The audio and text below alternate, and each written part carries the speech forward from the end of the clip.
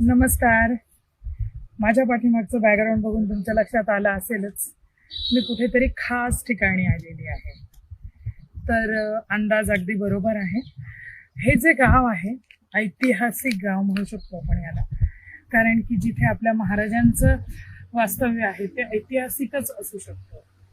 तर हे आहे वेल्हे म्हणून गाव. इथे मावळामध्ये आहे, हे जिल्हा पुणे. भरपूर पाऊस या गावामध्ये पडतो.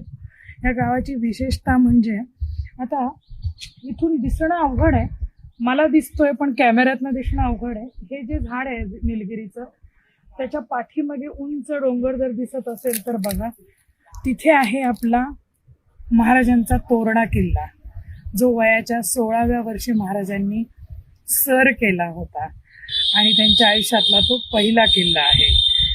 आणि त्यानंतर त्याच्याच थोडंसं पुढे राजगड आहे. आणि राजगड म्हणजे आपल्या महाराष्ट्राची किंवा महाराजांच्या कारकिर्दीतली ती पहिली राजधानी होती. आणि तिथून इथे महाराजांचे इतक्या पाऊलखुणा, इतक्या आठवणी आहेत. सगळ्या आठवणींचा ठेवा ह्या डोंगरांमध्ये, या भूमीमध्ये महाराजांचा जाणवला. आणि मन असं अगदी हे होऊन आलं की खरंच किती लहान वयात महाराजांच्या अंगामध्ये, म्हणजे किती विचार महाराजांचे होते. आणि इतक्या लहान वयात 16 वर्षाची मुलं आपली आजकाल जर आपण बघाल तर मोबाईल बघतायत, टाइमपास करतायत, रील्स बनवतायत आणि ह्याच्यामध्ये आयुष्य फुकट चालतायत. आणि आपले महाराज काय करत होते त्यांच्या 16व्या वर्षी बघा.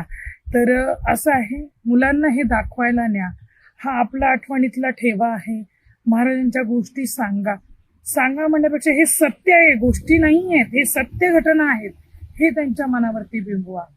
तरच आपलं कुठेतरी हिंदू मराठी साम्राज्य टिकेल आणि कुठेतरी हिंदुत्व जागं होईल. प्रत्येकामध्ये ते सळसळतं रक्त जे मावळ्यांच्या अंगात होतं ते जागं होईल, हेच सांगायचं होतं.